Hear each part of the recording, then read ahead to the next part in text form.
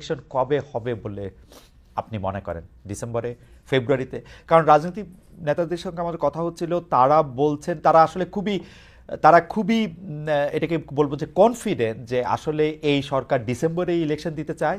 ডিসেম্বরে ইলেকশনের বাইরে যে কথাবার্তা এই সরকারের লোকেরা বলতেছেন, তারা এগুলি বলতেছেন যে তাদের বিভিন্ন ব্যর্থতা ঢাকার জন্য আসলে আমরা যাতে ইলেকশন নিয়ে শুধু কথা বলি, ইলেকশন দেওয়ার জন্য তারা ডিসেম্বরে দেওয়ার জন্য রেডি। যদি ডিসেম্বরে তারা না দিতে পারেন, বড় জোর ফেব্রুয়ারির আগে, ফেব্রুয়ারিতে মানে রোজা আসার পরবর্তী রমজান আসার আগেই তারা ইলেকশন দিবেন। তুষার ভাই, আপনি কি মনে করেন? আপনার কি মত? আমি কামাল ভাইয়ের মতো জানবো। আমার বয়সের কারণে আমি বাংলাদেশের প্রায় সবগুলি নির্বাচন দেখেছি। ফলে আমার মনে হয় যে ইলেকশন আগামী বছর জুনেও হবে না। আমার ধারণা যে ইলেকশন হবে আগামী বছর ডিসেম্বরে, অথবা বলতে পারি না কখন হবে। এই কারণে এই ডিসেম্বরে হবে না, কারণ ইলেকশনের কোনো প্রস্তুতি কিংবা কোনো আহ, নড়াচড়া আমরা অনুভব করতে পারছি না। যখনই আগামী বছর আসবে, শুরুর দিকেই থাকবে রমজান মাস। রমজানের আগে ইলেকশন আসলে অসম্ভব, কেননা রমজানের মধ্যে ক্ষমতার রদবদল, রমজানের জিনিসপত্রের দাম বাড়া কমা, এইসবের লোড কোনো রাজনৈতিক দল নিতে চাইবে না। কারণ তারা ক্ষমতায় এসেই রমজান চাইবে না। কারণ রমজানের ঈদে মানুষ খুবই সেন্সিটিভ থাকে। তার রমজানের 2 মাস 10 দিন পরেই হচ্ছে কোরবানির ঈদ। কোরবানির ঈদ এবং রমজানের মাঝখানে যদি ইলেকশন দিতে হয়, তাহলে এসএসসি অথবা এইচএসসি যে কোনো একটা পরীক্ষা তার মাঝখানে পড়বে। ফলে সেইখানেও যে নির্বাচন দেওয়া সম্ভব হবে আমার মনে হয় না। এবং জুন মাস চলে আসলে আমার ধারণা যে নানান কথাবার্তা বলে এইটাকে 2026-এর ডিসেম্বরে নিয়ে যাওয়ার একটা চেষ্টা করা হবে। এটা হচ্ছে আমার অভিজ্ঞতা থেকে বলা কথা। কিন্তু যদি আমরা প্রধান উপদেষ্টার কথাকে বিশ্বাস করি, তাহলে বলতে হবে যে অবশ্যই আগামী বছর জুনের মধ্যে নির্বাচন হয়ে যাবে। সেই জন্য এখন আমি বিশ্বাস করতে চাই যে আগামী বছর জুনের মধ্যে নির্বাচন হবে। কিন্তু আমার অভিজ্ঞতা বলে যে কোনোভাবে আগামী বছর জুনের মধ্যে তারা নির্বাচন দেবেন না। উম, তুষার ভাইয়ের কথা শুনলাম। আমরা আমরা একটু কামাল ভাইয়ের কথা শুনি। কামাল ভাই, ইলেকশন কবে হবে বলে আপনার মনে হচ্ছে? এটা বলা অসম্ভব। কারণ এই সরকারের সঙ্গে যারা আছেন তারা এক একজন এক এক কথা বলেন, অথবা সরকারের যারা সুবিধাভোগী আছেন তারা আরো অনেক কিছু বলেন, তারা অনেক ইউটোপীয় নানা রকম থিওরি দেন। এটা একটা বিষয়। কিন্তু আমি মনে করি নির্বাচন এই বছরের ডিসেম্বরের মধ্যে হওয়া উচিত এবং হওয়া সম্ভব। কিন্তু তারা অনেকে অনেক কিছু বলবেন। একটা জিনিস কি, আপনি একটা কথা ভেবে দেখেন। আমার মনে হয় বাংলাদেশের স্বাধীনতার পর এ পর্যন্ত এই যাবৎকালে ডক্টর ইউনূসের সরকার হলো সবচেয়ে ভাগ্যবান সরকার, যে সরকার দেশের মাঠে থাকা সকল রাজনৈতিক দলের নিঃশর্ত সমর্থন পেয়েছেন। এরকম এর আগে কোনো সরকার পায় নাই। এমনকি স্বাধীনতার পর বঙ্গবন্ধু সরকারও কিন্তু পায় নাই। উনি সরকার চালানোর কয়েকদিনের মধ্যে জাসদ দোর্দণ্ড প্রতাপে কিন্তু ওনার বিরোধিতা করেছে। এরকম একটা সমর্থন পাওয়ার কারণে ওনাদের পক্ষ থেকে, অথবা ওনাদের যারা নাকি সুবিধাভোগী আছে, ওনাদের যারা চামচামি করেন, তারা নানাভাবে নানা ধরনের কাজ করতেছেন এবং সোশ্যাল মিডিয়ার মাধ্যমে এক ধরনের প্রচারণা চালাচ্ছেন। কেউ বলছেন যে 3 বছর, কেউ বলছেন যে না 29 সাল পর্যন্ত, কেউ বলছেন 5 বছর। আবার ওনাদের একজন আপনার দার্শনিক আছেন যিনি বলছেন যে না একটা জাতীয় সরকার হবে, সেখানে ডক্টর ইউনূস প্রধান উপদেষ্টা হবে এবং উপপ্রধান উপদেষ্টা হবে তারেক রহমান। এই ধরনের নানা ধরনের কিন্তু মানে আপনার পারমুটেশন কম্বিনেশন এখন আমরা দেখতে পাচ্ছি। বাট আলটিমেটলি জিনিসটা হলো যে এই যে প্রথমে যে কথাটা বললাম যে সবগুলি পলিটিক্যাল পার্টি এই সরকারকে সাপোর্ট দিচ্ছে, যদি সাপোর্ট না দেয় তাহলে কি হবে? একটা চাপ তৈরি হবে। এই চাপ সামাল দেওয়ার ক্ষমতা ইউনূস সরকারের নাই, একদমই নাই। কাজেই যদি আমি বললাম তো আগামী সপ্তাহে যদি তারেক রহমান এসে বলে যে আমি ইলেকশন চাই এবং ডিসেম্বরের মধ্যে চাই, যদি বলে, আপনি নিশ্চিত থাকেন ইলেকশন ডিসেম্বরে হবে। কারণ ডক্টর ইউনূস ওই রিস্কে যাবে না, তার পক্ষে এই চাপ সামাল দেওয়া সম্ভব না। এখন অনেক পলিটিক্যাল পার্টি অনেক রকম কাহিনী করতেছে, যার যার স্বার্থ আছে। কেউ কেউ ভাবতেছে আমি আর কয়েকটা দিন সময় পেলে গুছাই নিতে পারবো। তবে আমার ধারণা এনসিপি মনে হয় আর ভাবে না। এনসিপি মনে বুঝে গেছে যে আর অনন্তকাল সময় দিলে যতই সময় বেশি পাবে ততই তারা ক্ষুদ্র থেকে ক্ষুদ্রতর হবে, ওই হোমিওপ্যাথি ডোজের মতো। হ্যাঁ, ওটাতে কোনো কাজ হবে বলে আমার কাছে মনে হয় না। এনসিপির আশা আকাঙ্ক্ষা মোটামুটি এখন শেষ। এখন জামাত হয়তো ভাবতে পারে যে আর একটু সময় পারলে আর একটু গোছাবো, কিন্তু তাতেও কিছু হবে বলে আমার কাছে মনে হয় না। আমি জানি না কি হবে তাদের পলিটিক্যাল ইকুয়েশন কার কি। তবে আমি এটুকু মনে করি, যদি পলিটিক্যাল পার্টিগুলো চাপ দেয়, এই সরকারের পক্ষে ইলেকশন ডিসেম্বরের থেকে মানে বিলম্বিত করার কামাল কোনো সুযোগই নাই, কামাল ভাই, পারবে না। আমি কামাল ভাইয়ের সাথে আমি একমত যে পলিটিক্যাল পার্টিগুলো যদি চাপ সৃষ্টি করে তাহলে ডিসেম্বরেতে ইলেকশন দিতে হবে, এবং ডক্টর ইউনূসও আসলে এই ডিসেম্বর ইলেকশন দেওয়ার ব্যাপারে একাধিকবার বলেছেন। বড়জোর তিনি নানা কারণে সেটাকে একটু বাড়িয়ে হাতে সময় রেখেছেন। এই একই প্রশ্ন আবার আপনাদের দুজনকে করতে চাই। এবার কামাল ভাই আপনি যদি একটু সংক্ষেপে বলেন, তুষার ভাই আপনার পরে একটু বলবেন। সেটা হচ্ছে যে আমরা দেখেছি যে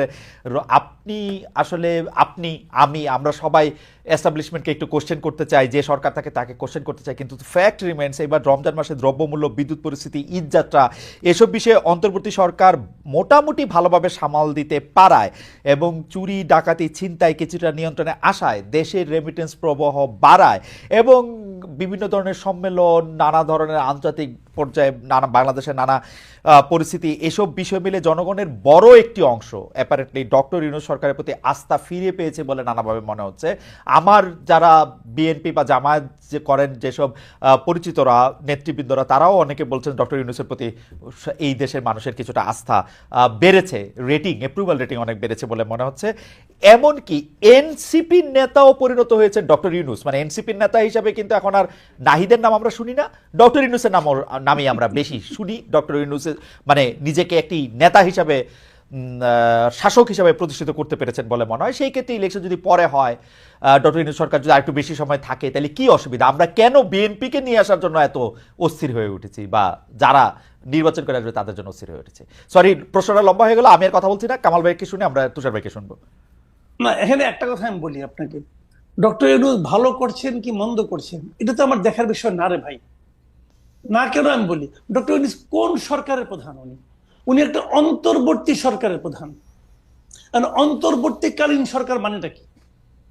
মানেটা হলো একটা রেগুলার গভর্নমেন্ট আসবে, যতদিন সেই রেগুলার গভর্নমেন্টটা না আসে ততদিন সরকারটাকে পরিচালনার জন্য এবং ওই রেগুলার গভর্নমেন্ট আনার জন্য যে নির্বাচনটা হবে, সেই নির্বাচনটা অবাধ এবং নিরপেক্ষ করার জন্য একটা সরকার দরকার। সেটি হলো ডক্টর ইউনূসের সরকার। এই কথাটা কিন্তু মাথায় রাখতে হবে। কাজেই এই সরকার তো রেগুলার গভর্নমেন্টের মতো কাজ করবে না। এবং অন্তর্বর্তী সরকার, আপনি যেগুলো আমরা সাফল্য বললাম, আমরা কিন্তু এগুলি একটাও অস্বীকার করছি না। রমজানের শাকসবজির দাম কম ছিল, কোনো সন্দেহ নাই। চালের দাম কি কম ছিল? তেলের দাম কি কম ছিল? ছিল না। এখন আপনি বলবেন যে চাল তেল নিয়ে কিন্তু কামাল ভাই, গত রমজানে সবকিছুর দামই বেশি ছিল, চালের দামও বেশি ছিল, শাকসবজির দামও বেশি ছিল। এবার শাকসবজির দাম কম, এটা আমাদের জন্য একটা রিলিফ না? রিলিফ, অবশ্যই রিলিফ, আমি অস্বীকার করছি না। রমজান তো শেষ, এখন কি হচ্ছে শুনেন। আমার কাছে ওই দিন এক ভদ্রলোক 3টা রিসিট পাঠাইছে, 3টা রিসিট। একটা রিসিট সে মোহাম্মদপুরের একটা দোকান থেকে, মায়ের দোয়া নামে একটা চাউলের দোকান, সেই দোকান থেকে সে জানুয়ারি মাসের 3 তারিখে 25 কেজি চাউলের এক বস্তা চাউল কিনছে 1740 টাকা দিয়ে। সেই একই দোকান থেকে সেই একই চাল, একই পরিমাণ চাল উনি ফেব্রুয়ারি মাসের 1 তারিখে কিনছেন 1950 টাকা দিয়া। সেই একই দোকান থেকে একই পরিমাণ চাল, 25 কেজি চাল, উনি এপ্রিল মাসের 7 তারিখে কিনেছেন 2155 টাকা দিয়া। কথাটা খেয়াল করেন, 4 মাসের ব্যবধানে চাউলের দাম 1700 থেকে 2100 টাকা হয়ে গেছে, কিন্তু একই দোকানে একই জায়গায়। কাজে এটা হলো রিয়েলিটি। আর গতকালকে তো আপনার তেলের দাম বেড়ে গেল 1 লাফে 14 টাকা। তো এখন আপনি যদি বলেন না তেলের দাম কম আছে, চাউলের দাম কম আছে, দাম বেড়েছে কিন্তু আমাদের ক্রয় ক্ষমতা বেড়েছে, বলতে পারেন ভাই। অনেক কথাই আগেও শুনেছি, এখনো শুনতে পারি। সেগুলি এক জিনিস। বিষয়টা কি হয়েছে আমি বলি, ডক্টর ইউনূস হলো একটা অসাধারণ পিআর পার্সন।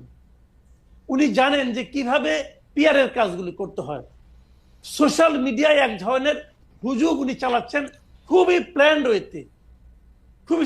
কিন্তু একটা কথা মাথায় রাখতে হবে ভাই, মাথায় রাখেন, যারা সোশ্যাল মিডিয়ায় এগুলি করে তারা কিন্তু বাজার করে না। বাজার করে বাবা, রান্না করে মা, ছেলে খায় আর খেতে খেতে স্ট্যাটাস দেয়। এটা মাথায় রাখতে হবে ভাই। এটাই বাংলাদেশে এখন হচ্ছে। কি হচ্ছে বাবাকে জিজ্ঞাসা করেন যে বাজার করতে যে তার কি হয়েছে। আমি কিন্তু বাজার করি না কামাল ভাই, আমি গত পরশুদিন বলি আপনাকে, গত পরশুদিন আমি এমন কোন সবজি পাই নাই যার দাম 80 টাকার কম। আমি পাই নাই ভাই, আমি নিজে কিনেছি। আমি কিন্তু একজনের কাছে শুনে বলতেছি না। না কিন্তু কামাল ভাই, একমাত্র টমেটো পেয়েছিলাম 50 টাকা কেজি। কিন্তু কামাল ভাই, টমেটো ছাড়া প্রত্যেকটা জিনিসের দাম 80 টাকা কেজি। আমি আপনার কাছে আসবো। আমি এই প্রশ্ন নিয়ে তুষার ভাইয়ের কাছে একটু জানতে চাইবো যে তুষার ভাই আপনি কি মনে করছেন? সবজির দাম কম কিংবা বাজারে কিছু জিনিসপত্রের দাম গ্রহণীয় পর্যায়ে থাকাটা আসলে যতখানি না এই সরকারের কৃতিত্ব, তার চাইতে এটা হচ্ছে একটা আলামত আওয়ামী লীগ সরকারের দুর্নীতির। এই যে সিন্ডিকেট, জিনিসপত্রের দাম বাড়িয়ে মুনাফা করা, চাঁদাবাজি করা রাস্তার উপরে, এই জিনিসগুলো নাই। কারণ যারা এগুলি করতো তারা পালিয়ে গিয়েছে অথবা তারা গা ঢাকা দিয়েছে। ফলে এই যে জিনিসপত্রের দাম কমে এসেছে, এটা বরং প্রমাণ করেছে যে আওয়ামী লীগ কত দুর্নীতি করতো এবং কত খারাপ একটা সরকার ছিল। ফলে এই কৃতিত্বটা কেমন, এটা হচ্ছে এইরকম যে আপনার শরীরে একটা রোগ জীবাণু ছিল, রোগ জীবাণুটা বের হয়ে যাওয়াতে আপনার নর্মাল টেম্পারেচার ফেরত এসেছে, কিন্তু আপনার পাশে যিনি বসেছিলেন তিনি কৃতিত্ব নেওয়ার চেষ্টা করছেন যে এই যে আপনার নর্মাল টেম্পারেচারে ফেরত এসেছেন আপনি, এটার জন্য উনি দায়ী। আসলে ওই শরীর থেকে জীবাণু পালিয়ে যাওয়ার কারণে এটা ঘটেছে। এটা হচ্ছে আমার ব্যক্তিগত অ্যানালিসিস।